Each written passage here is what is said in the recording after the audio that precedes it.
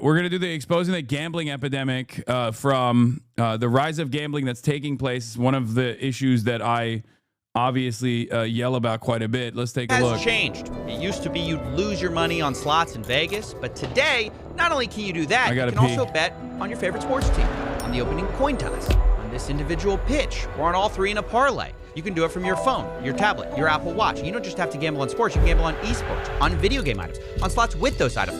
You can do it in Roblox or on regular stocks, on meme stocks, gamble with calls, gamble on earning calls, gamble on calls with earning calls. You can gamble on political events, world events. You can bet if Zelensky's going to wear a suit before July, if Jerome Powell's going to say inflation 50 or 60 times in September. And you don't just have to gamble on that. You can gamble on crypto coins, Trump coin, Dogecoin, Fartcoin. You can gamble on the champion of Fartcoin coin, and you can gamble on any of the posts the champion of Fartcoin has ever made on whether they will become popular or not. And if none of that's your cup of tea, you can also just gamble directly within your banking app on a game of roulette, like a gentleman. And don't even get me started on the ads. You turn on sports, esports, podcasts. Not even my favorite political show is safe. Shout out to Prize Picks, the best app to fire on sports in the game. You will be bombarded with gambling ads by every famous person you've ever heard of. DraftKings. DraftKings Sportsbook. DraftKings Sportsbook. Uh-oh. How did we get here? And is it a good thing that we're turning every spare moment of our lives into a game of chance?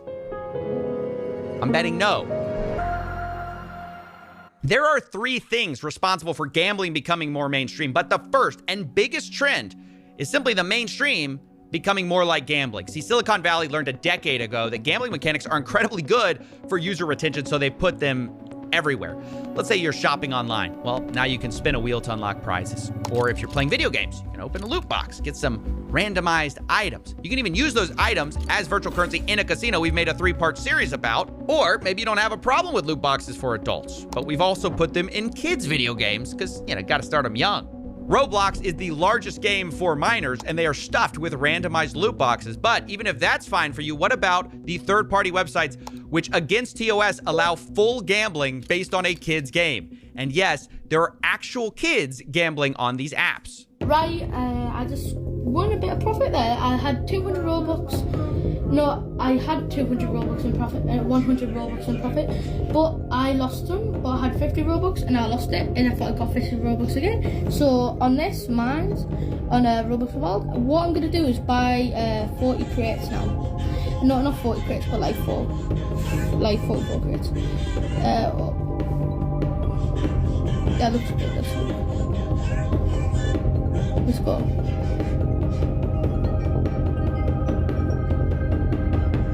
Let's go. We're in profit. Let's go.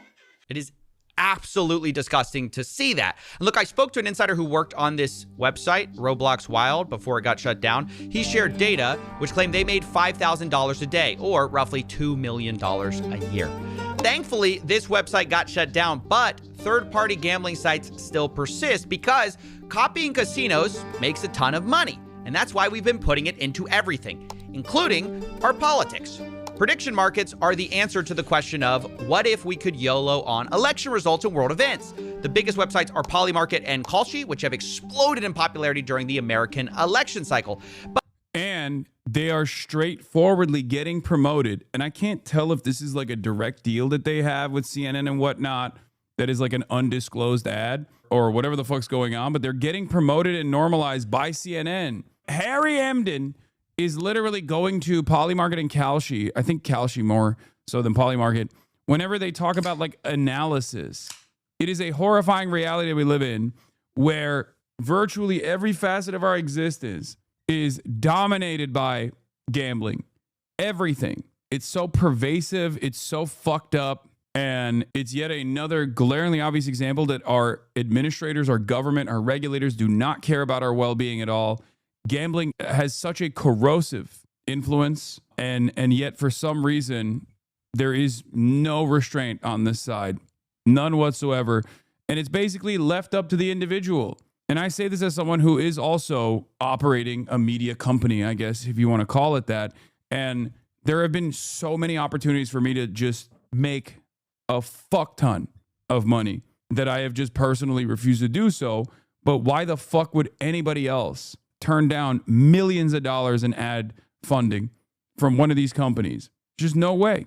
But it isn't just major. And the more pervasive this stuff becomes, the more normalized it becomes, and the less there is an incentive to even say no to it, because at a certain point, even your audience is not going to look at you weird if you do it. You know what I mean?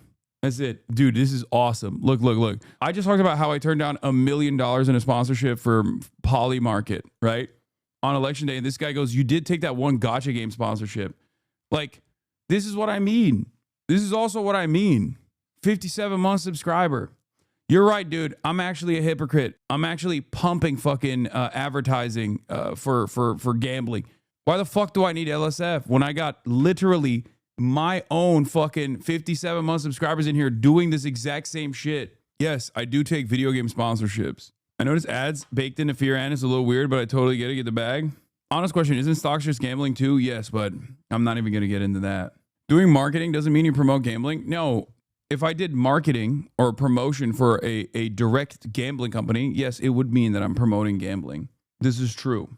And even when I took on the Chinese game sponsorship, I didn't even know that there was a gotcha component associated with it at all. Don't read chat about this, man. K Bono, literally. Yeah, I know. Events that attract bettors. I was recently asked to investigate whether this was a suit that Zelensky was wearing. Why? Well, the prediction market had bet $200 million in betting volume on this bet. And some of them were really mad that... Yeah, speaking of prediction markets, yesterday, a Polymarket bet ended. Will Hasan Abi Piker, get arrested by October 31st? There was a literal bet on whether or not I would get arrested. And there was apparently like $32,000 that people had actually dumped into it. It's the dumbest fucking bet of all time. Wait, are you playing? This was serious? Yes, that was a real fucking bet. I mean, the odds were obviously not in favor of it, but please behave. I got 200K riding on you until 2027. Yeah, look. Hasan Abi arrested by October 31st. $341,000 in volume.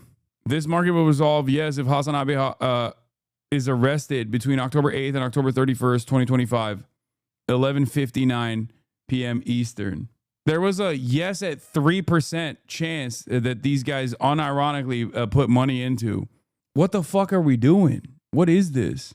Imagine the dopamine hit from being right and making the money. One can hope. Should have dumped like 100K on yes, like an hour before 11:59 p.m. EST and made like $5 million by getting arrested over some pity shit. Yeah. I'm so mad. I was trying to win something, but you didn't get arrested, shaking my damn head. I just like, I don't know. I think it's like, this is a sign of devastation. Controversial opinion. I think this level of gambling is bad. They decided, no, this is not a suit, I guess. Whether you think it is or not, the volume of betting here is insane. And one reason for that is because these companies are exploiting loopholes that allow betting even in states where normal gambling is illegal. Because these companies say they're not a casino, so they don't fall under the same rules, which is why instead of having to be 21, you can now gamble at 18 on prediction markets. And while there have been legal challenges to this, both of the major companies, Kalshi and Polymarket, have recently brought on the president's son as an advisor, making it hard to see how they're gonna be meaningfully regulated. Meanwhile, all the major betting apps are busy launching their own prediction market copycats to get around the same weak rules that we still have regarding betting. And don't even get me started on the other loopholes that are out there. Have you ever heard of the TikTok of sports wagering? This is Cheddar. We're building the TikTok of sports wagering. Legal in 20 more states than DraftKings. Accessible for 18 to 21-year-olds. Live, in-game, micro betting. Swipe to predict every moment of every play. I'm going to stop you right there. If you missed it, Cheddar is a new startup trying to combine DraftKings, TikTok, and Tinder features into one app.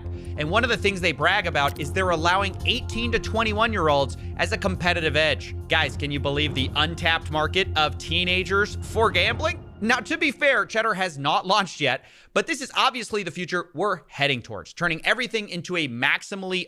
Everything is dog shit.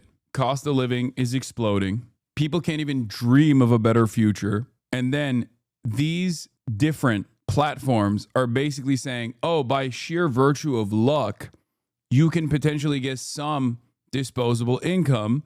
That's what they're selling you. And it's also a deeply addictive version of entertainment, and they're increasingly gamifying and I guess turning into gambling every single facet of existence. And not a single person thinks this is bad. I am not guided by religious morality in any way, shape, or form. I have my own vices. I also enjoy gambling on my own time. Every now and then I do it. But I think there needs to be severe restrictions and severe regulations around this sort of stuff. And I also can't understand how people don't look at this and go, this is cyberpunk. Like, this is the future dystopia that we envisioned.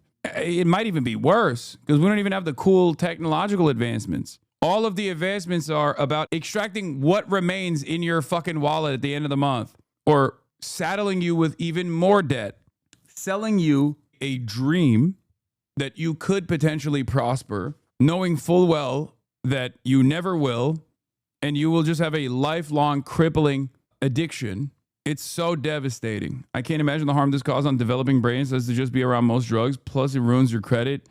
Yeah, it's just so sad, dude. I don't know. I don't know what to say. I feel so lonely criticizing this stuff, too. I'm glad that Coffeezilla made this video. But, like, by and large, because a lot of the guys that are in the sphere of entertainment that we're in only simply care about, like, making money, you can't really even have a conversation about this sort of stuff and be like, yo, don't you think this is bad? It's kind of like with Saudi Arabia, right? I told people not to take the Kingdom of Saudi Arabia money, and they were dropping fat bags a couple years prior.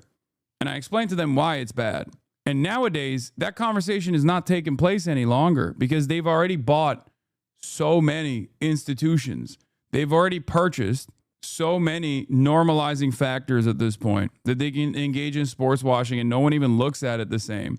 The last marginal remainder of institutional scrutiny or social pushback against doing that sort of thing is just gone. It's just gone. How is Saudi any different than China? Brother, I'm not even talking about people flying to Saudi Arabia. First of all, that's a ridiculous comparison to make. And secondly, how Saudi Arabia any different than America is a better comparison than China in this circumstance. And secondly, there's a difference between getting money directly from the Kingdom of Saudi Arabia to promote the Kingdom of Saudi Arabia and like whitewash a lot of the fuck shit that they do, as opposed to literally just going to Saudi Arabia on your own volition if you want to do so. But it's that kind of thought terminating, hypocrisy fishing, stupid ass counterpoint that also allows people to feel comfortable about this as well. It took around like half of a decade for Saudi Arabia to overcome the scrutiny that they were receiving. I do sometimes feel like, I mean, this is not materialist thinking, I guess, or I guess it kind of is, but capitalism does have a tendency to erode whatever moral compass we must even have. Because when everything is directed towards getting the bag, when everyone is primarily focused on getting the bag, it's like no amount of fuck shit that you do, no amount of harm you cause is unjustifiable, because it's like, it's because ultimately you're doing the same thing. Everyone is actually doing something in the morally gray area. And there is some truth to that, for the record. There is some truth to that, because obviously there's no ethical consumption under capitalism, right? However, like, you should still try to do your very best, right? You should still try to do your very best. That's what I advocate for, at the very least. Like, if you see someone trying their very best in spite of the odds, like, you should support that person. And yet, I feel like we do see people trying their very best under these current circumstances, and we think that those guys are fucking weird. Those guys are somehow cynically doing this to promote themselves, that they're lording over their sense of morality over us, the unwashed masses who have to make ends meet. And there is this like very weird, immediate negative reaction towards people who just go, we must improve society somewhat. I see that so much, even within the working class. That's actually a good take. It's a commodification of hope when employment and income is disappearing. Yeah. Addictive gambling product. It's sports wagering with the pace of a slot machine. Yeah. Isn't that the most dystopian thing you've ever heard? We're trying to turn sports betting into... What does the sound think of Coffeezilla? He is my GOAT. Undisputed champion. To slot machines. I mean, the funny thing is this whole product is built around yet another loophole called a sweepstakes casino. And that's they get around the 21-year-old age requirement. Here's how it basically works. Sweepstakes casinos claim that you don't actually need to purchase anything to play, so it's kind of not gambling. In fact, you can get free coins to access their games, but they also have a second currency which you can buy. Well, not buy, you get it for free when you buy the worthless coins. For example, their website says if you buy 100 cheddar coins, you get 5 bonus cheddar cash. And that's usually what you can gamble with and redeem for real money. This is actually how Stake US works. If you didn't know, Stake International is one of the world's largest casinos, but they aren't allowed here in the United States. So they have an American arm, which is a sweepstakes casino, which has gold coins and stake cash. One Redditor explains how the loophole really works. Quote, one stake cash is 1 USD. They only use gold coins because they need to say that you aren't gambling with real money to stay open in the US. Except, of course, you are actually gambling with real money. They just have a virtual currency workaround, which basically everyone has figured out. Some casinos are just kind of more honest about it than others. Cheddar's basically saying the quiet part out loud.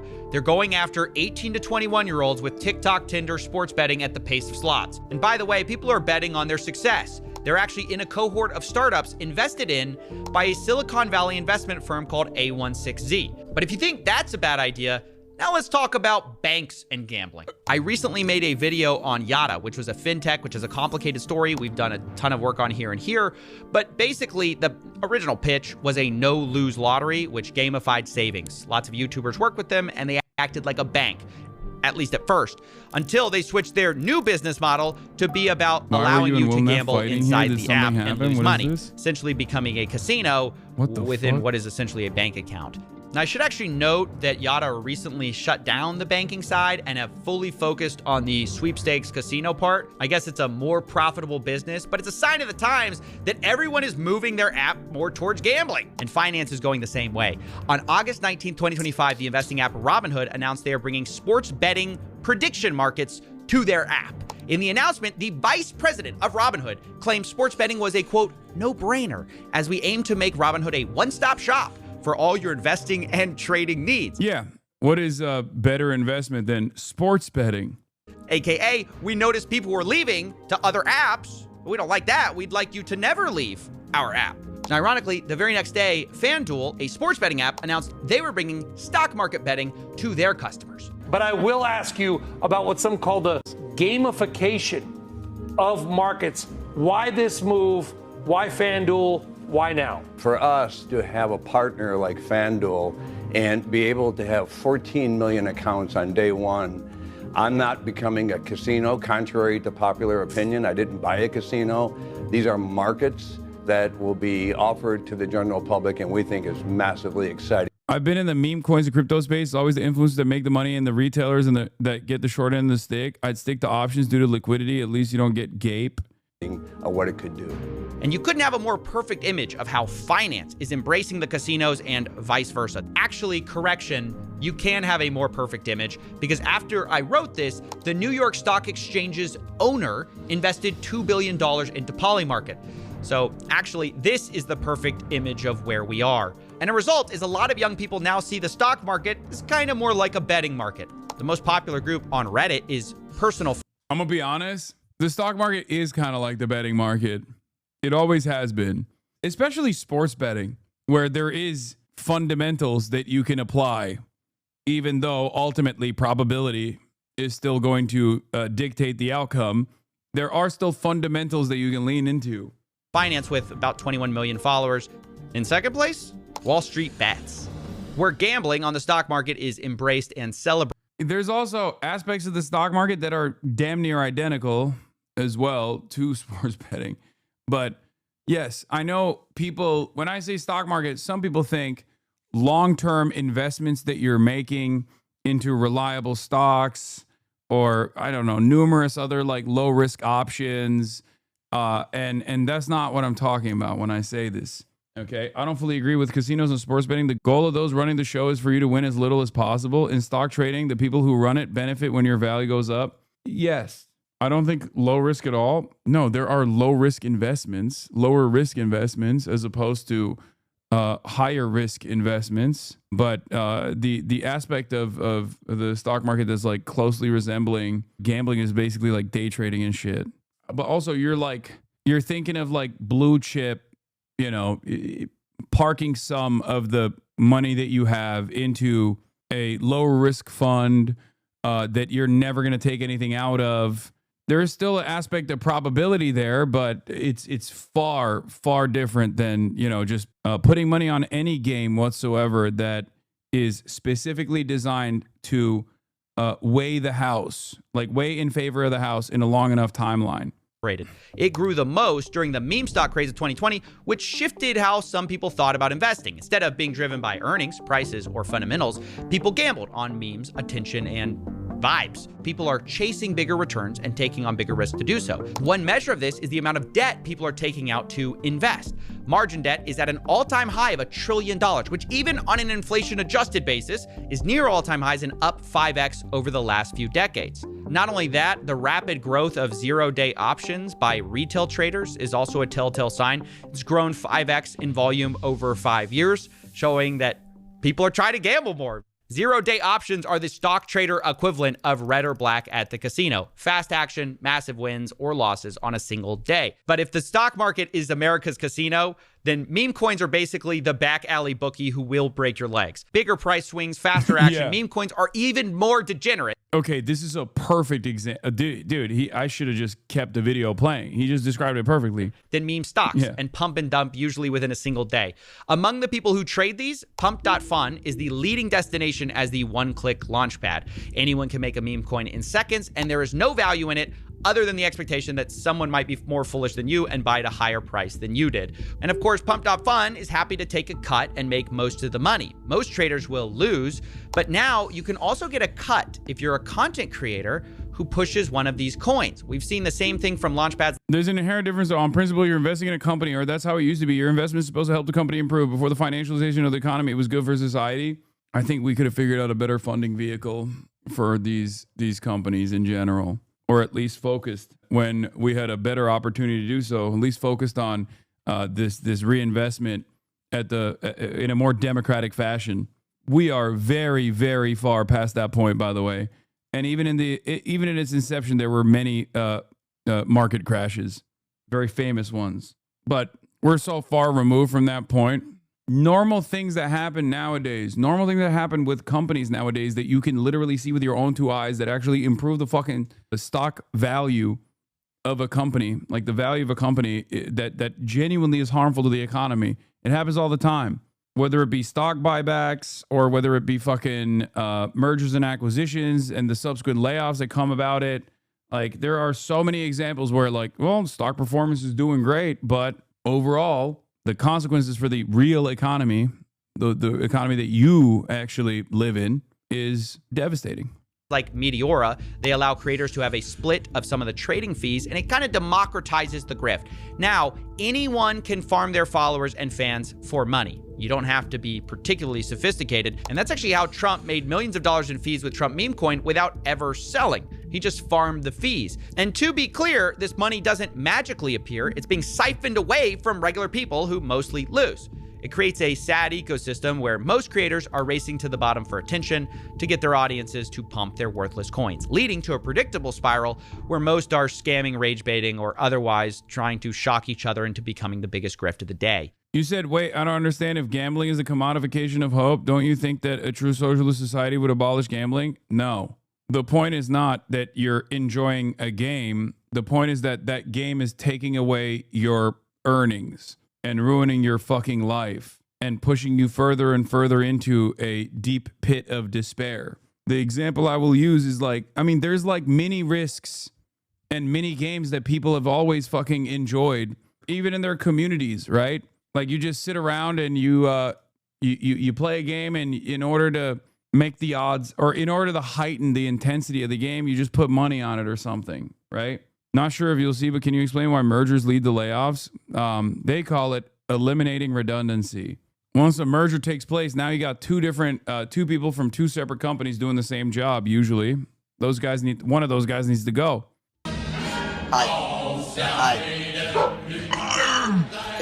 What the fuck? Thanks for the 20 bandos. It's ripping. What? If you've ever heard of a zero-sum game where someone has to win for the other one to lose, meme coins are negative sum. because of all the trading fees. Most people, by definition, will lose. The real winner, of course, is Pump.Fun and people pushing it.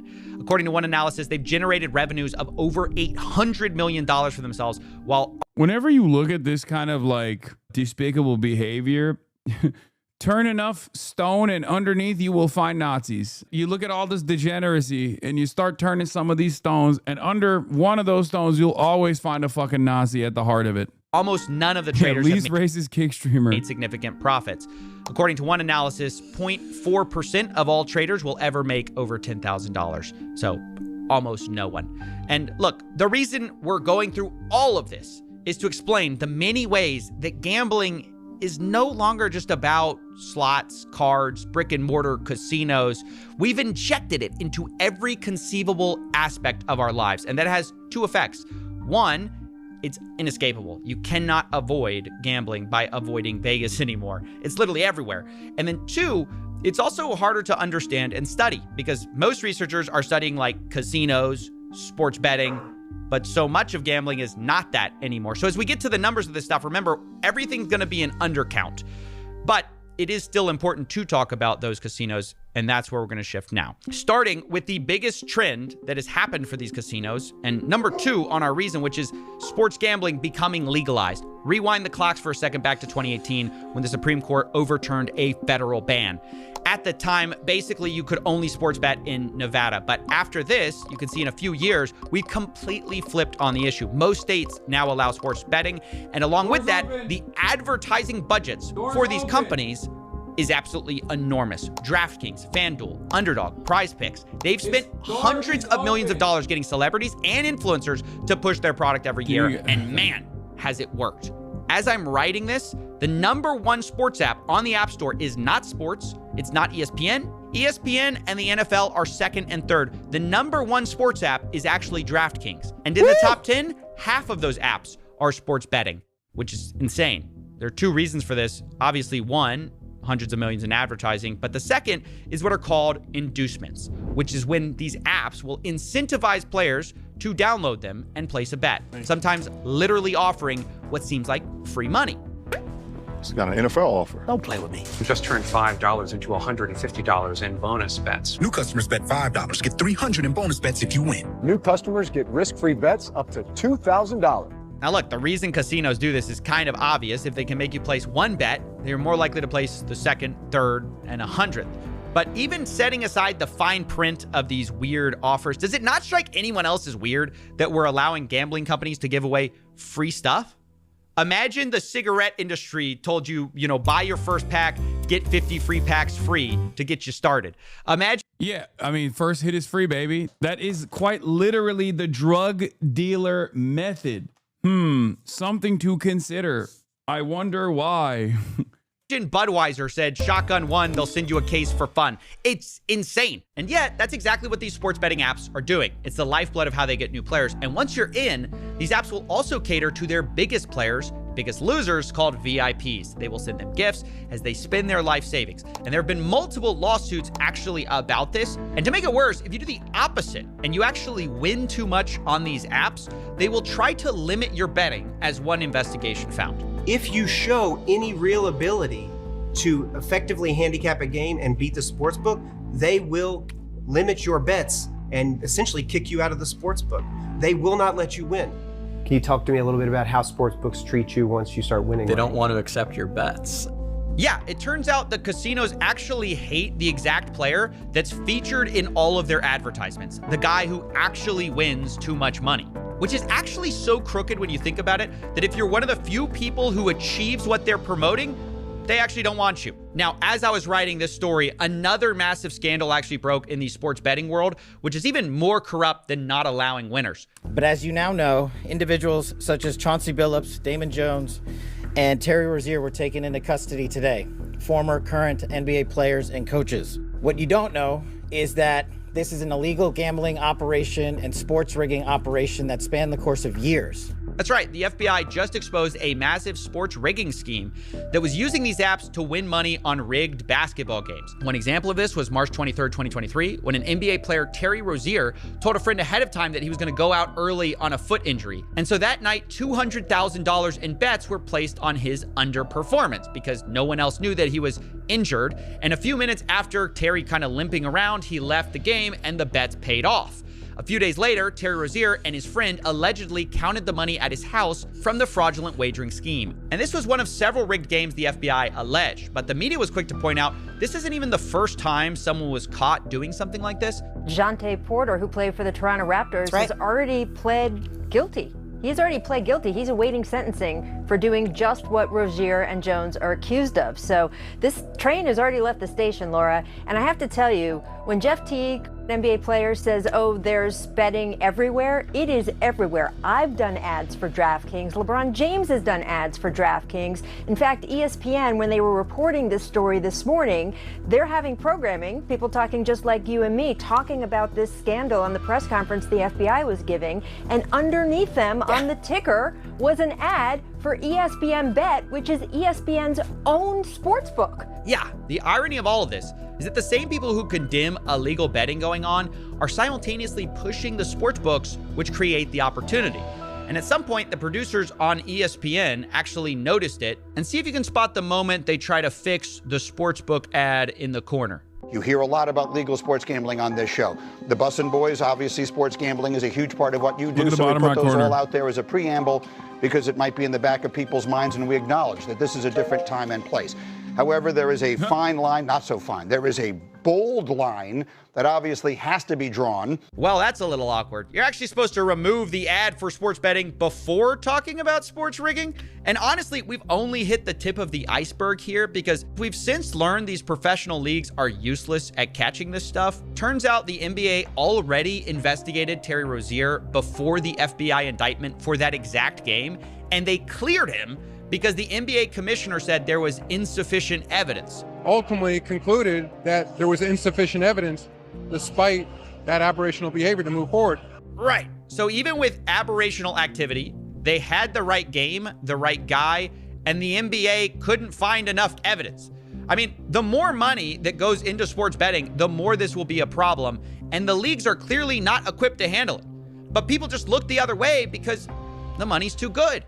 And I want to now address the size of these betting markets because they're absolutely enormous in ways most people don't understand. And to get our heads around it, we're going to look at some survey numbers. One study estimates that 22% of all Americans and almost half of men my age have an online sports betting account. Another estimates that 1 in 4 people have placed a bet on sports and 1 in 5 have placed a bet in the last year. Like with all surveys, there's margins of error here, but the data mostly agrees. Sports betting is very widespread and extremely popular among young men.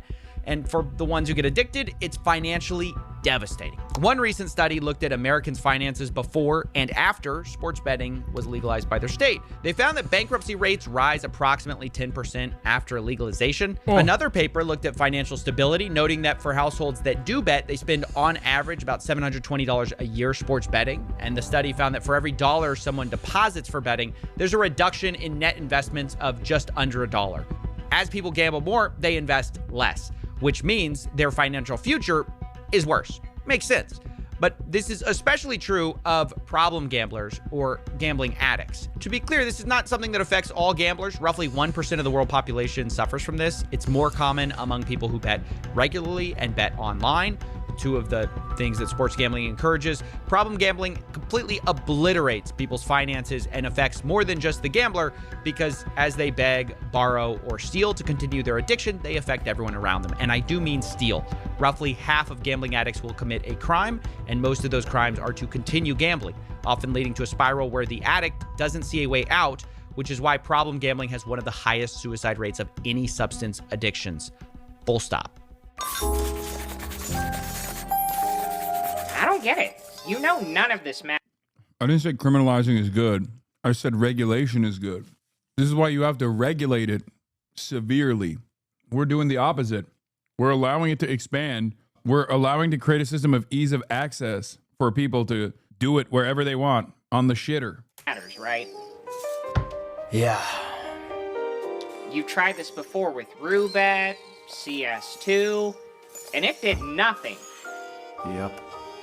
No, literally, I mean nothing. Absolute silence. All the moralizing, the anti-gambling, you're wasting your time.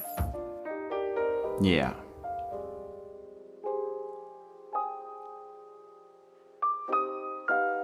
That's how I feel. Let me tell you a story.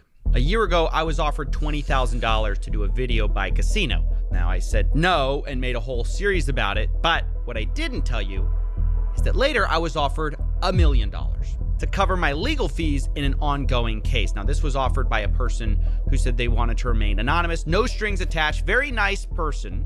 They said they wanted to just help out. Sounds great. But then I found out the money was coming from a sports betting company. They were one of the top people, and that's obviously a dilemma for me. I am publicly against gambling, and here this person's kind of privately telling me, well, gambling can pretty much solve all my problems. Pay my legal fees, you know, they're telling me, oh, their company's regulated, it's fine, it's above board. Ultimately, I had to say no. Thank you for the offer, but, you know, in my head, there's no such thing as $1 million, no strings attached. And, you know, obviously, I also can't take $1 million from a sports betting company and then go make a video criticizing sports betting. But it gave me pause and kind of gave me an aha moment that I was missing before, where I started to understand exactly how screwed we. It wasn't entrapment because he probably hadn't done a lot of critical videos on sports betting at the time. For example, I'll tell you right now, there's mad people in Vegas that fucking love my shit because I have taken the task stake.com, right? Why would people in Vegas like that I am very anti-online gambling? Well, because obviously the ready availability of online gambling and crypto, unregulated cryptocurrency-based casinos is competition. And the same goes, I'm willing to bet for that guy. That's probably what happened. Are. And this goes into our third reason gambling is winning. The casual way these casinos can throw around life-changing money for any normal person is why the data will never fix this. It's why having enough Oh my God, what an amazing dude. Oh my God.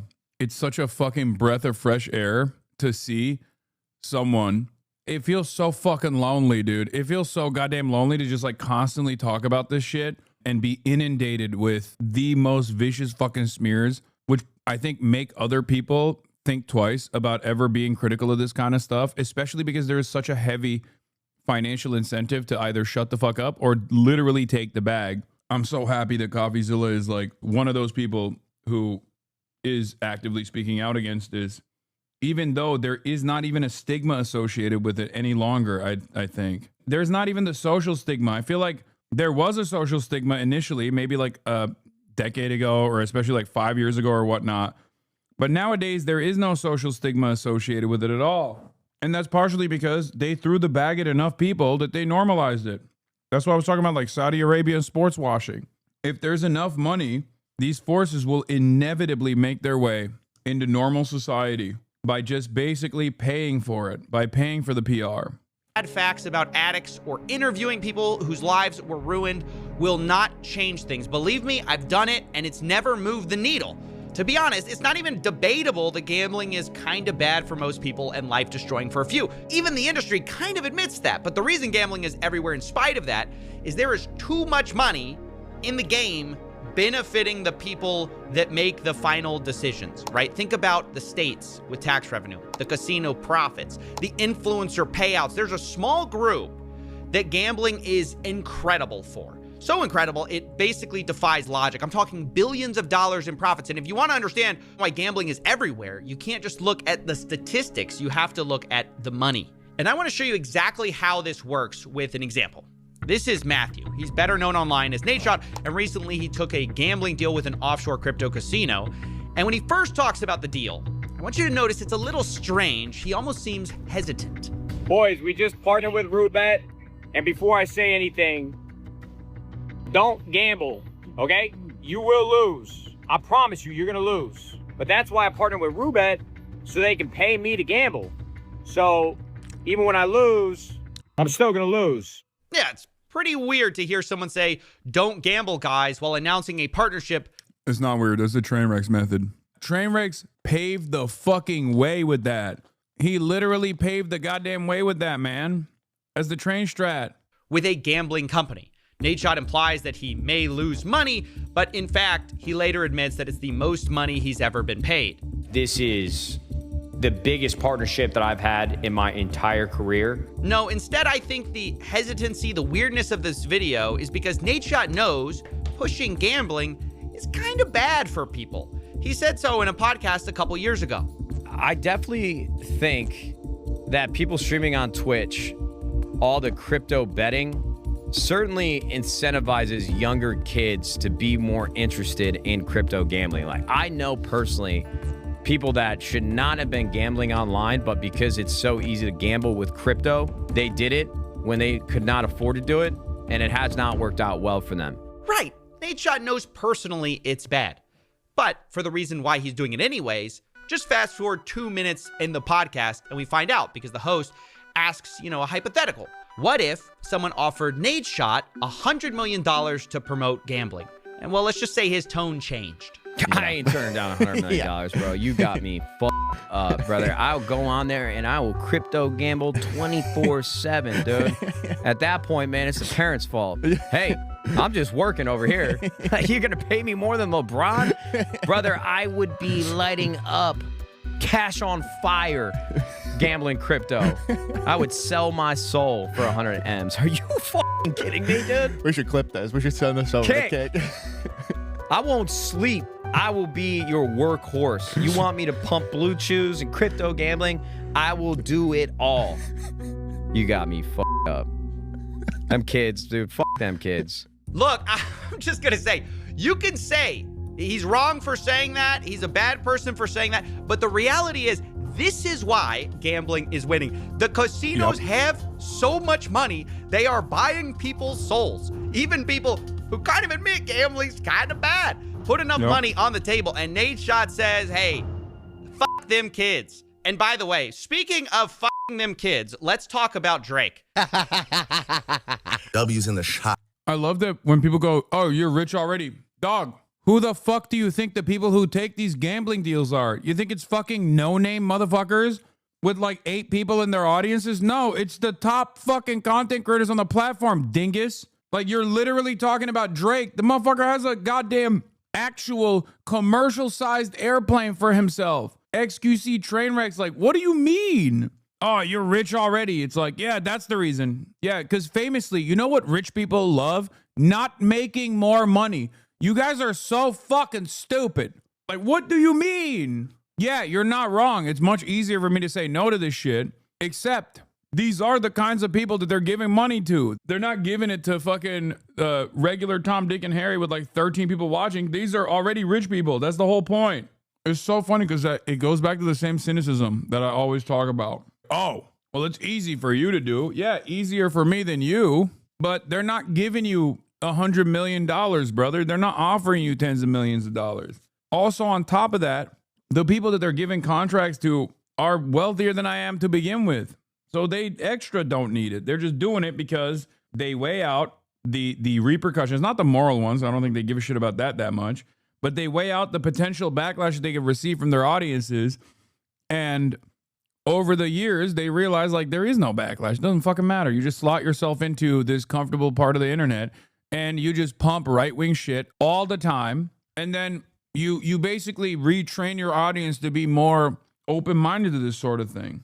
You either develop a new one and you get who you can get from your audience, right, to get on board, and then the rest will come regardless. But you just create a unbreakable system where like no one will ever give you shit for it because they know you're kind of a piece of shit, right? Like, it's fine. There's comfort in that. There's safety in that. And oftentimes just leans into like right-wing politics in general. It isn't just streamers or influencers taking deals. It's the biggest rapper on the planet. He signed a reported $100 million deal recently with Stake, the crypto casino, which is wild. There's really no endorsement deals like that anywhere else that hit those kind of numbers. And just like Nate Shot, Drake wants you to know that, even though he's taking the money, gambling isn't for everyone. Recently, he posted an $8 million loss, saying, gotta share the other side of gambling. Now, maybe some of you think that's brave, but to me, I see that and go, Drake, that is the only side of gambling for most people. If any normal person lost $8 million, their life is over and their legs are broken. You're the only one with another side to this whole thing. Where, to be clear, that other side is reportedly getting paid $100 million. And to be clear, like, it's a lot of people taking these deals. I'm not trying to single anyone out. Let's also take Kevin Hart, right? One of the world's smallest comedians. He pushes DraftKings. And this one I find really bizarre. Do me a favor, man. Go to the DraftKings app. Look at what I'm betting on. Look at why I'm betting on. Place your bets. All the action is here. DraftKings, Kevin Hart. I'm not even going to ask why Kevin needs you to get on DraftKings and bet. Like, the fact is he's worth a reported $450 million. But the real thing I find so gross about this is that Kevin Hart has gone on podcasts. But yeah, I hope the chatter that was saying, easy for you to do, you're rich, realizes that the people that get the fucking big bucks are even far richer than I ever could be. Big dog, fuck do you mean? And talked about the need for financial literacy. He talked about this on Joe Rogan. The biggest problem within our community is knowledge. We don't know. Debt is welcomed because it's celebrated. That's all we know. The knowledge isn't given. So it's not till you obtain that knowledge and understanding that you go, oh, this is why you put money up. This is how you increase versus decrease. Oh, this is how you earn on your money. Oh, wow. I can gain wealth by investing in what? The stock world is what? How many people partake in the stock world? And is there a part that isn't necessarily gambling? Is there a low risk part? The information isn't there. Yeah, Kev, maybe the information isn't there on the stock market part, which isn't gambling, because you're too busy telling them about actual gambling. Understand that Kevin Hart is not just a guy who sometimes talks about it on podcasts either. He has a whole partnership, an actual partnership with Chase Bank, where they ran a campaign to improve financial literacy. But then Kevin goes on the side and he's pushing DraftKings, which preys on people's financial illiteracy. And while we're talking about small comedians with big bank accounts, let's talk about Joe Rogan too. And listen, I'm not trying to be high and mighty with all this stuff. I know it sounds a bit like that, but believe me, I am eye level with these guys, okay? I'm very short too. You can't tell behind the $10 million studio desk, but no offense is intended here. We got to discuss though, how the biggest comedians in the world, smallest comedians, are pushing DraftKings. Didn't Joe get a $250 million deal from Spotify? I didn't realize before this video, how many gambling ads he has been running recently. In the month of September alone, there were 11 DraftKings ads in 14 videos. And with Joe especially, it's weird because he's the guy who rants against Big Pharma's manipulative advertising. If you can advertise, you can. I'll be honest, the only exception that I give to situations like this is if you're an up and comer, or if you're directly in the commentary sphere of the sports side, where you have to sit in front of a fucking studio that has the DraftKings logo in front of it or ESPN sports betting logo in front of it, and you just don't have any control over it, right? Obviously, Joe Rogan is a little bit different. Do you see what I mean? I don't think Jamel Hill has any say over what gets placement on the broadcast that she's on, right? That's the difference. There's a lot of people who are employees or people that want to break into the sports commentary side or whatever. There's also people who just objectively don't give a shit. Like I said, I've given up. I've given up on trying to prosecute this kind of stuff. I will admit that. I try to go after the edge cases. I try to go after the edge cases, but sports betting, while I find it to be completely a cancerous influence, to completely have a cancerous influence on American society, you will not catch me consistently talking about it. And the reason for why I will not consistently talk about it or constantly fucking attack people over it, and this was a point of contention that was literally brought up in the crypto casino gambling saga, for the old heads that remember, for the real ball knowers, even back then, I said, this is virtually impossible to deal with. If you go back, look at my videos from like whenever we were talking about stake. One of the counterexamples that was often utilized by Trainwrecks and many others and XQC, all these people was like, well, what about sports betting? There's sports betting on this platform. And I was like, look, I don't like that either, but there is virtually nothing I can do about that, you know? Nothing at all. And nowadays I feel like everything is impossible to fight against. And manipulate people and change their opinion based on theatrics. So many. Everyone gets a free bet. We all want to win. Hey, let's win together. You know what to do.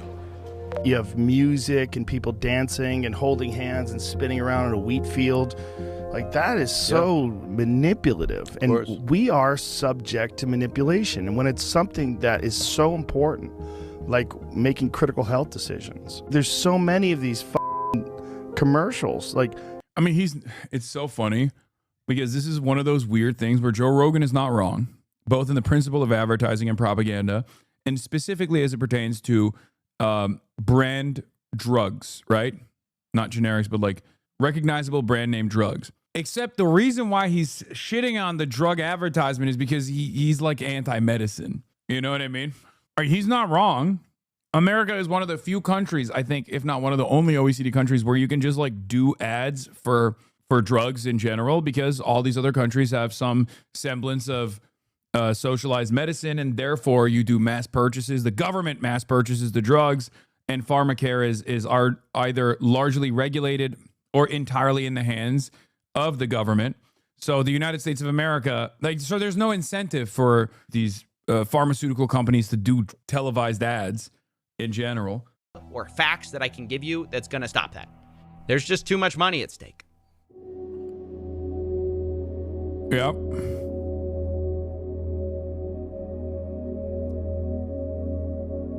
Regarding online sports books that are winning cash on sports, we currently work with Prize Picks. Between us, I enjoy betting very mildly on sports. It makes the games more fun. I'm also aware of the risks you can pose, though. Probably not very knowledgeable because I haven't had those same exact issues. We make sure to follow guidelines from our sponsors, though it's worth being more intentional about emphasizing those risks to listeners.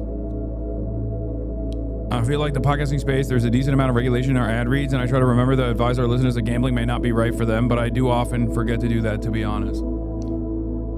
Nelk, Kyle, Salim, and Steiny only affiliate themselves with legal platforms like Prize Picks and play by the rules. Hey, come back to the bar and let me fix you a drink. The weather isn't changing anytime soon. You know, all it would take is basic advertising rules or legislative change to put a stop to half of this stuff. That's the thing. Money makes the world move, Coffee. And the people who write the rules like them just the way they are. My goat. Fucking Goatzilla, dude. He's so awesome. This is going to become more and more of a problem. And I think, I don't know, I just don't think there's any solution to it. It is a money printer, okay? And when you have something that is a money printer, it would be like if when we first figured out the extraction of oil from the ground, you know, petroleum. Like when we first figured out that that was going to be devastating for mankind. And then we were like, hey, maybe we should think about this. Maybe we should think about this. This is really fucked up. But then obviously, you know, it didn't matter because we were like, what the fuck are you talking about? There's a tremendous amount of money to make here. And gambling with the oil and gas industry, at least there's like there is a reason for why it is a necessity for the explosive growth of technology and all the stuff, right? Whereas with gambling, it's just like a pure vice and it's just for fun and it's just for entertainment, but it's very addictive. I think gambling in and of itself is going to turn into the exact same thing that we're seeing with the oil and gas giants, right? Like people will just go, well, no, this was initially an opportunity to create tremendous wealth, but also at the same time, it's just a part of normal existence and there's nothing you can do about it, no matter how devastating the impact of it might be. And that's the same future I see with gambling. We will never have, I just don't foresee a future where these companies, especially with the current loose regulations or the lack of regulations that make even more money, are ever going to turn around and recognize that they are creating tremendous pain and allow the current governments to take any sort of regulatory action against them. I think if cigarettes were invented today, we would have never made it illegal to make doctors promote it on television and also tell people that it was good. Because there was a time when people would like market cigarettes, right? And then there was a lot of advocacy groups that decided, hey, maybe that's not such a positive thing. Seems like there are a lot of ailments. Seems like there are a lot of side effects here. Sure, makes you look cool. And goddamn, does it make you look cool? I'll be honest. Do you really think it's worth all of this, though? Like, just for a little more money? Hey, you said it yourself, didn't you? It's not just a little money. It's a lot more money. If people would sell their soul for $100 million, well, imagine what they do for billions. Maybe it is time for that drink.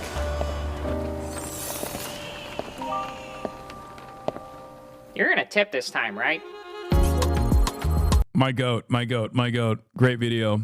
Ooh, it's crazy to me that we don't let professional athletes bet on sports. We let politicians invest in the stock market. Incredible take. That's awesome. Technically, that's also illegal, for the record.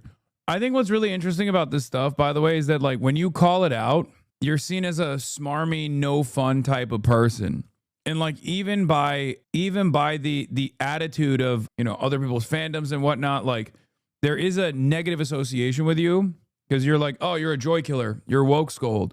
If you have, for example, fans, like if you have a shit ton of fans, right? And you want to do gambling sponsorships, and then there's like some fucking asshole out there being like, that's fucked up. That's not good.